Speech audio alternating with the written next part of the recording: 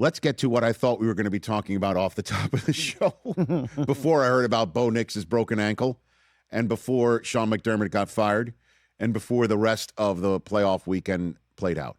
And that's the officiating in Denver, Colorado, towards the end of that football game.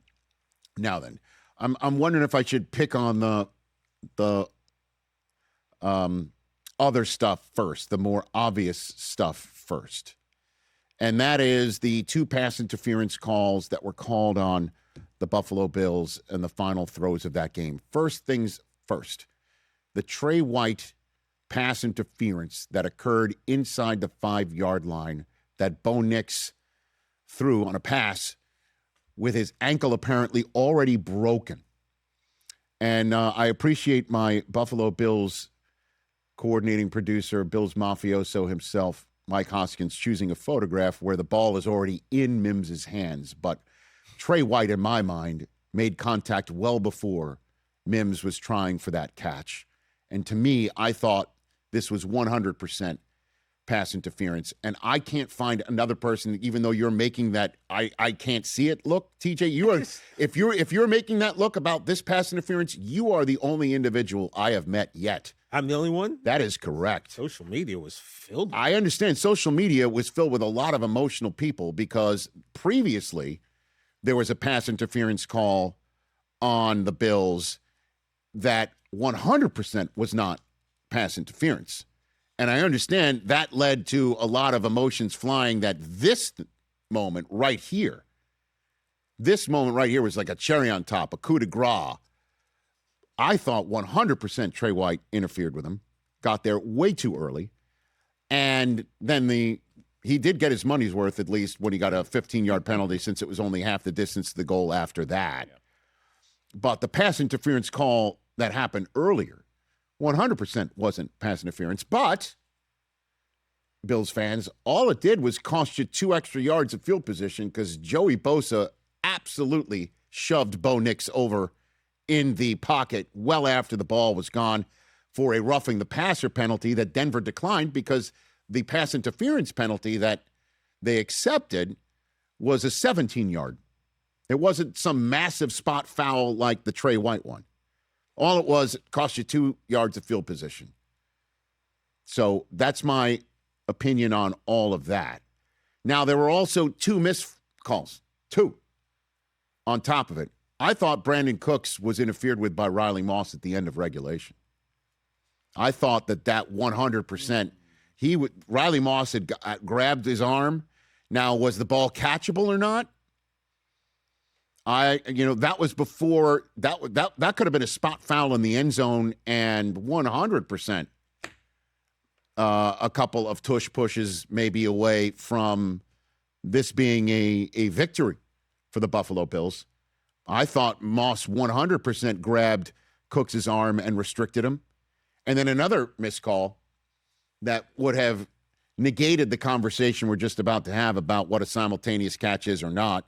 And also would have left, to be very honest with you, Bo Nix's ankle intact, is if the officials called holding on the Buffalo Bills offensive line in overtime as the first ever walk-off safety on a holding call in playoff history, because the Bills were pinned right against their own goal line, Allen fading back into the end zone before he took off to get some better field position for the Bills.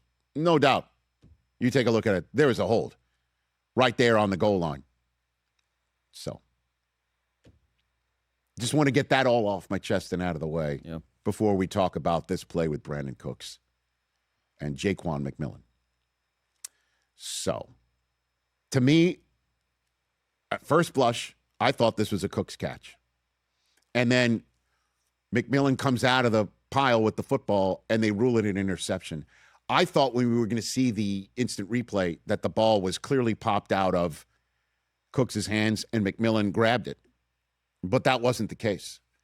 And you look at this, and you could see Cooks having both hands on the ball here and McMillian having no hands on the ball here, just a hand on Cooks' right shoulder and a hand on Cooks' left arm, meaning he's getting set to snatch this football away from him. which he did as they were down on the ground. Now, the question is, this is what it's all about. Was Cooks a runner? Or was he somebody in the process of making the catch going to the ground? If he was a runner, then he would be down by contact. If he was going down to the ground in the process of making a catch, this is an interception. You understand how if you're a runner, the ground cannot cause a turnover. If you're going down to the ground can cause an incompletion. And if the ball never hits the ground, it can also lead to an interception. And to me, looking at it again, it looked like Cooks was somebody in the process of making the catch. Now, Mooch pointed out to Walt Anderson, who came on NFL Game Day Morning on Sunday morning to talk about it from the NFL's officiating point of view, that he thought 2 feet down and then a knee constituted a third step or a football act that would on the spot make Cooks a runner, having completed the process of the catch before he hit the ground.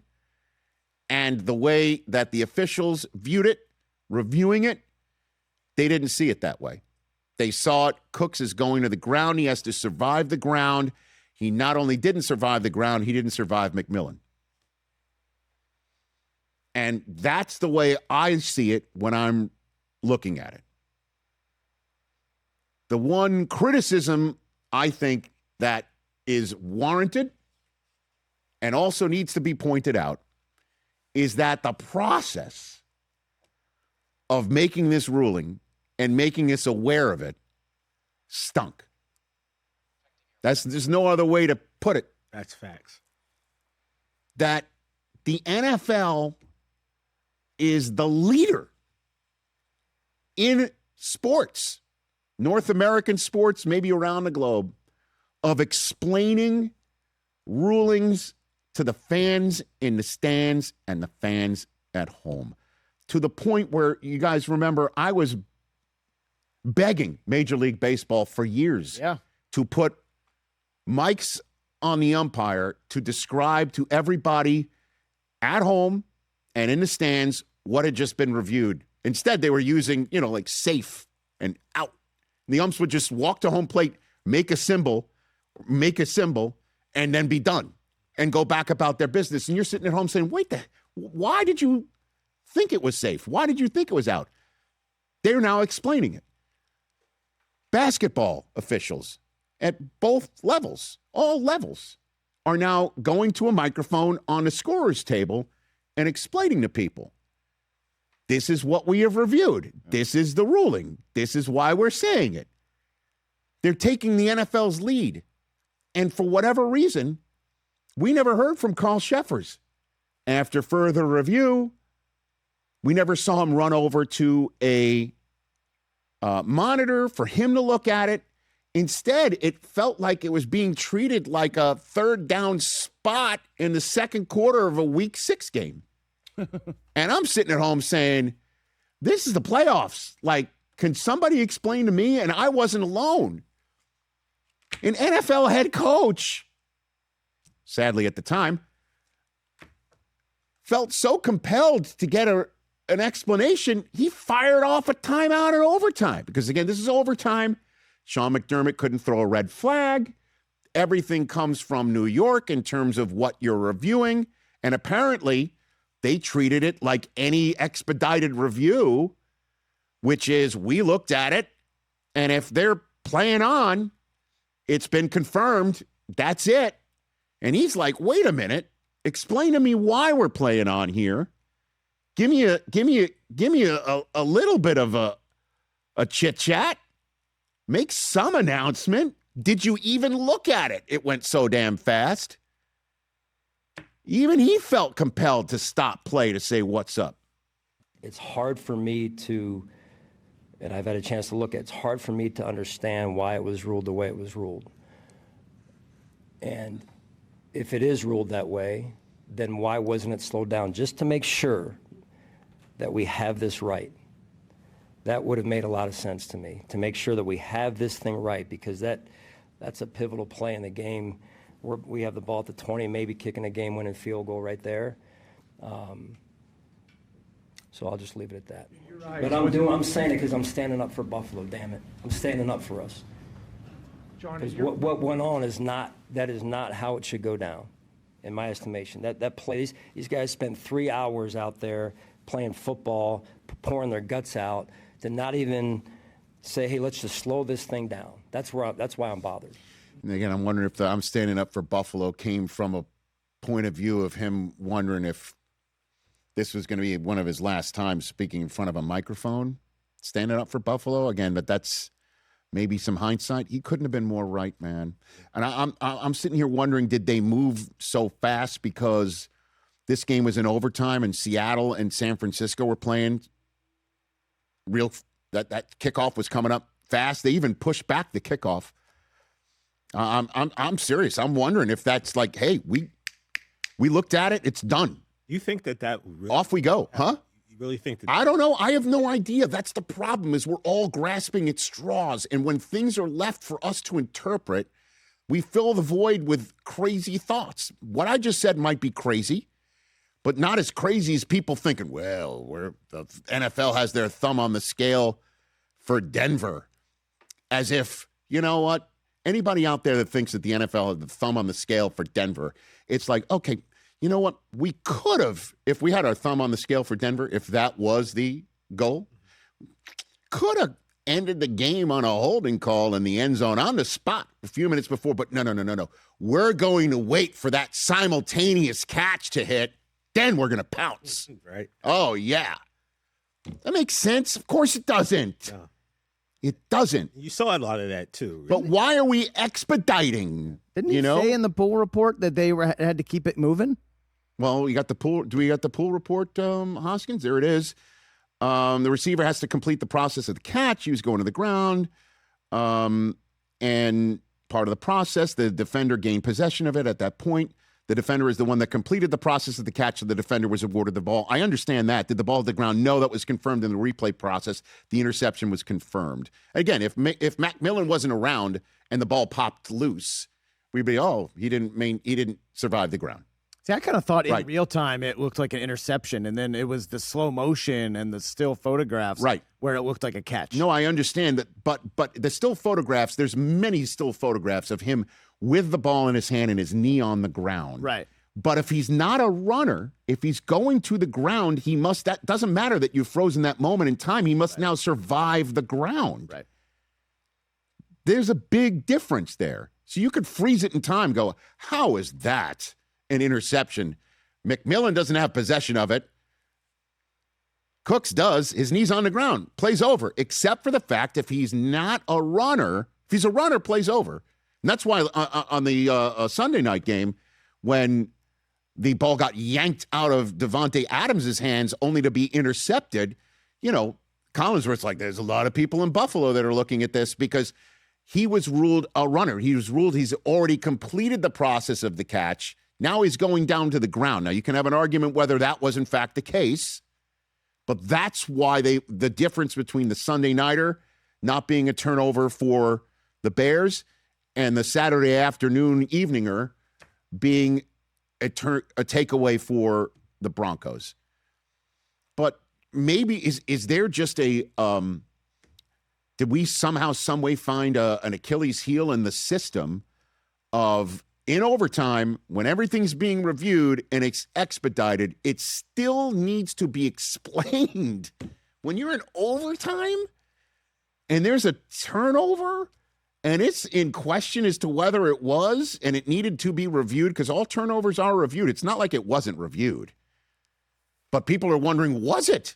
Because it did not come hand in hand with the usual explanation. Stopping the game, referee facing the camera. After further review, the play stands as called. Even that would be like, we looked at it. And you could also say, or the play is confirmed. Brandin Cooks, the Buffalo receiver, needed to complete the process of the catch. He was not a runner and therefore not down by contact. First down, Denver. Then the coach doesn't feel compelled to fire off a timeout. And we're not all wondering, did you look at it? Why didn't you look at it longer? What was it? They didn't do it. And again, I'm wondering why.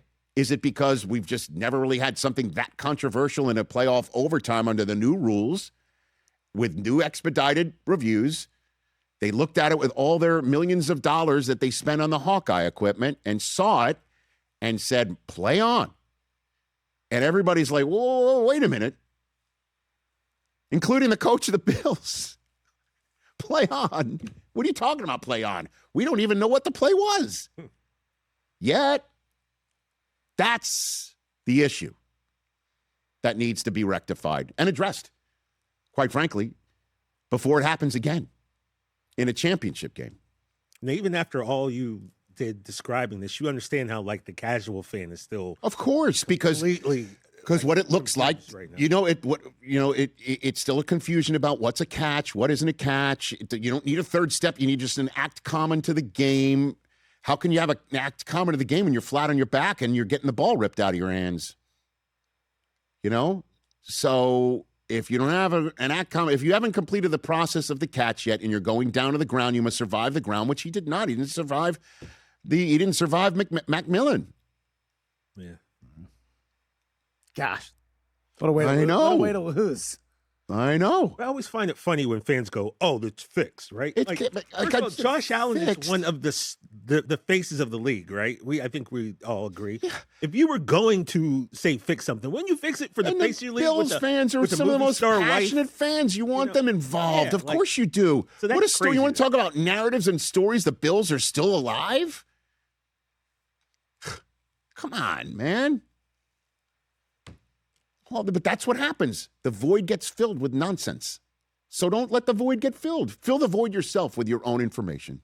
Hey, you made it all the way to the end. Thanks for that. Check us out every single day streaming live on Disney Plus and the ESPN app 12 to 3 Eastern.